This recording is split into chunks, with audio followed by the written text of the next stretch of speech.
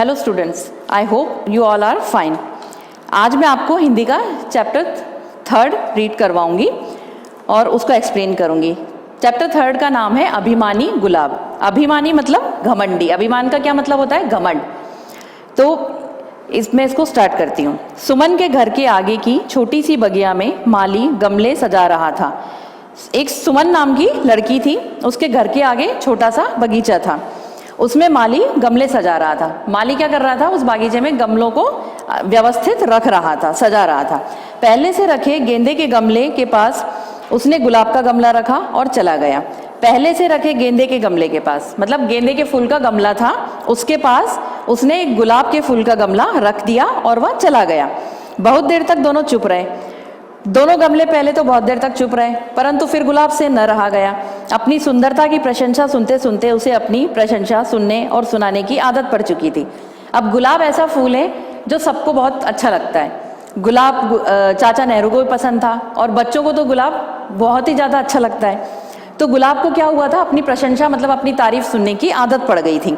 तो पहले तो वो थोड़ी देर चुप रहा, लेकिन उसको बाद में ऐसा लगने लगा कि कोई उसकी सुंदरता की तारीफ नहीं कर रहा।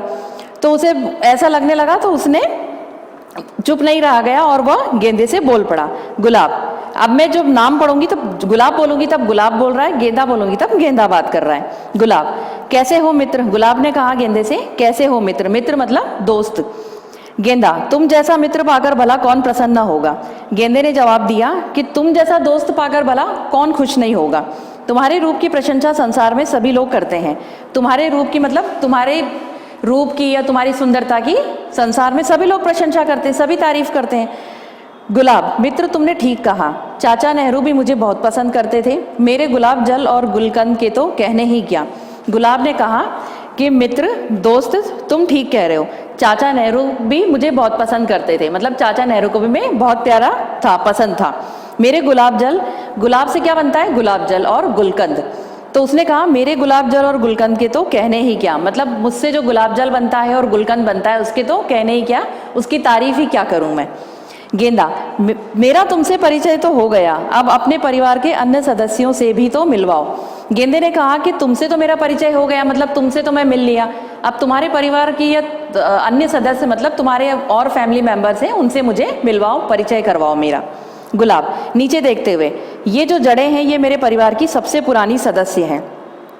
नीचे देखा गुलाब ने और कहा कि ये जो जड़ें हैं मतलब गमले में जो नीचे का पार्ट होता है, जो मिट्टी में अंदर होता है, उसे क्या कहते हैं हम? जड़। पौधे का कोई भी हिस्सा जो मिट्टी में दबा हुआ होता है उसकी जड़ होती है। तो गुलाब ने नीचे देखकर कहा कि ये जो हिस्सा है ये जड़ है और ये मेरे परिवार की सबसे पुरानी सदस्य है। मतलब ये मेरे फैमिली, जैसे हमारे परिवार में दादा दादी नाना नानी ये हमारे पुराने सदस्य होते हैं। तो उसने कहा कि ये मेरे परिवार की सबसे पुरानी सदस्य है। दबे ढके रहना पसंद करती हैं और ज़्यादातर सोती रहती है। मतलब ये मिट्टी से दबे रहना, ढके रहना पसंद करती हैं और ज़्यादातर सोती रहती हैं।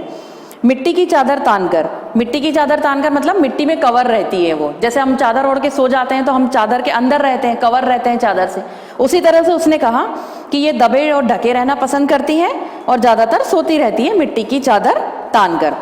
दुनिया से इन्हें ज़्यादा कुछ लेना देना नहीं है, इनको दुनिया से कुछ भी लेना देना है। जब हम सोते हैं तो हमें आसपास की चीज़ों से कोई मतलब होता है? नहीं, सिर्फ हमें हमारी नींद प्यारी लगती है। उसी तरह से जड़ का है, वो मिट्टी के अंदर दबी रहती है और उसको दुनिया से कोई लेना देना नहीं होता है। गेंदा, लेकिन परिवार के फलने फूलने में वृद्धजनों का आशीर्वाद ही काफ़ी होता है। तब उसे गेंदा जवाब देता है कि परिवार के फलने फूलने में मतलब परिवार की वृद्धि में वृद्धजनों का आशीर्वाद मतलब बड़े बूढ़ों का आशीर्वाद बहुत जरूरी होता है और काफ़ी होता है।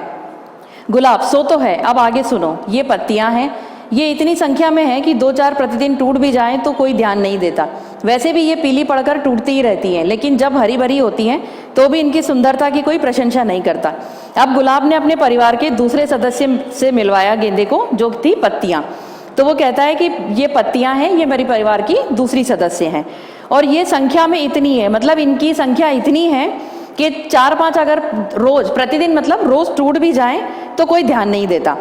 वैसे भी ये पीली पड़कर टूटती रहती है, जब पत्तियां सूख जाती हैं तो वो पीली पड़ जाती हैं और पीली पड़कर सूखकर टूट जाती हैं, लेकिन जब हरी भरी होती हैं तो भी इनकी सुंदरता पर की कोई प्रशंसा नहीं करता।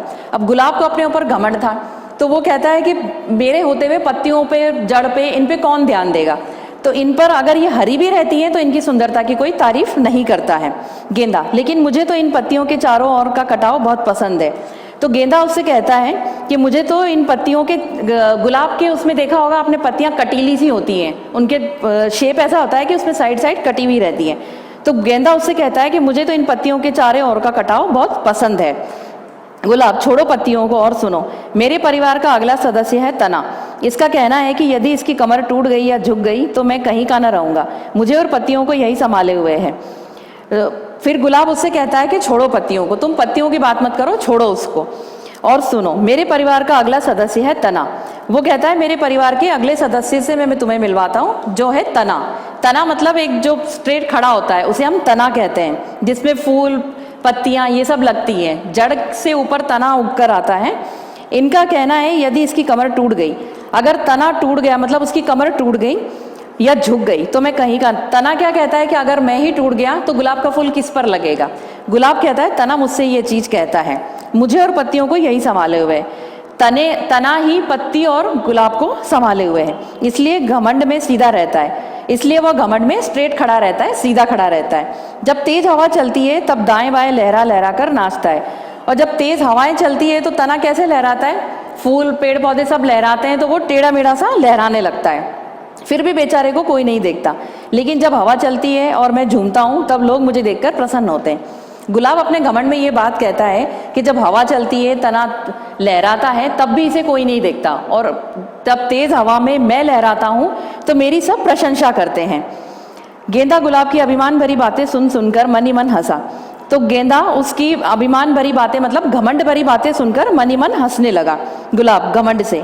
और मित्र, तने पर जो कांटे तुम देख रहे हो ये पौधों को रूखा और बदसूरत बनाते हैं। न ये किसी से दोस्ती करते हैं, न कोई इनसे दोस्ती करता है, क्योंकि ये तो सभी को लहूलुहान कर देते हैं, लेकिन मुझसे सभी दोस्ती करना चाहते हैं।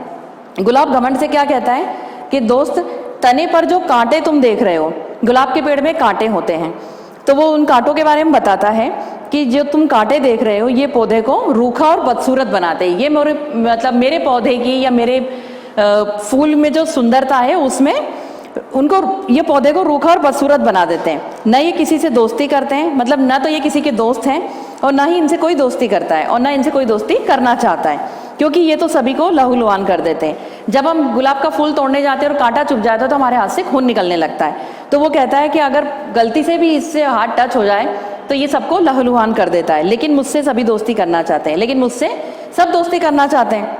तभी एक बालक को अपनी ओर आता देख गुलाब घबरा गया। तब गुलाब की वो बागीचे में उग रहा था, गुलाब और गेंदा दोनों, तो वहां पर एक बालक मतलब एक छोटा बच्चा आया तो गुलाब घबरा गया। गुलाब रोता हुआ, मुझे बचा लो कांटे भाई, मुझे बचा लो। गुलाब ने कांटे से क्या कहा रोते हुए कि मुझे बचा लो। कांटा, बस पता चल गई अपनी औकात। कांटे ने उससे कहा कि तुम्हें अपनी औकात पता चल गई, अभी तो तुम मेरी बुराई कर रहे थे। जैसे ही बालक ने फूल तोड़ना चाहा उसकी उंगली में कांटा चुभ गया। तो बच्चे ने जैसे ही गुलाब का फूल तोड़ना चाहा कांटा उसे चुभ गया। कांटे ने फूल को बचा लिया। अब गुलाब को गेंदे के सामने शर्मिंदा होना पड़ा। कांटे ने गुलाब को क्या किया, बचा लिया। जब उसके बच्चे के हाथ में कांटा चुभ गया तो उसने फूल नहीं तोड़ा, वो चला गया। अब गुलाब को गेंदे के सामने, तो गुलाब को गेंदे के सामने क्या महसूस हुआ, शर्मिंदगी महसूस हुई। उसे लगा कि मेरी अब कोई मतलब मेरी इमेज डाउन हो गई इसके सामने। गुलाब, जड़ तने से पत्तियों और कांटों से मुझे क्षमा कर दीजिए। आप सभी के कारण ही मुझे पोषण एवं संरक्षण मिलता रहा। इस बात को मैं भूल गया था। यदि मैं सुंदर हूं तो इसमें मेरा कोई योगदान नहीं है, अतः घमंड करने का अधिकार भी नहीं है। यह कहकर गुलाब का फूल सिर झुकाकर चुप हो गया। गुलाब ने क्या कहा फिर जड़ तने और पत्ती और कांटे से कि आप मुझे माफ कर दो। आप सभी के कारण ही, मतलब मैं सुंदर हूं तो आप सभी का इसमें बहुत बड़ा योगदान है, और अकेला मैं कुछ भी नहीं कर सकता। मैं आपके इस योगदान को भूल गया था, तो आप मुझे क्षमा कर दो और मुझे घमंड करने का कोई अधिकार नहीं है। और यह कहकर गुलाब का सिर क्या हुआ, शर्म से झुक गया। अब आपका ये चैप्टर यहीं खत्म होता है स्टूडेंट्स। इसका सार यही है कि हमें कभी भी घमंड नहीं करना चाहिए, चाहे हमें अपनी खूबसूरती पर या अपनी पढ़ाई पर, किसी भी चीज़ पर घमंड नहीं करना चाहिए, क्योंकि घमंड करने वाले का सिर एक दिन शर्म से झुक ही जाता है। इसके पिक्चर्स मैं आपको सेंड कर दूंगी, जो रिटर्न वर्क है वो क्वेश्चन आंसर और बुक की एक्सरसाइज आपको बुक में फिल करनी है। Thank you students.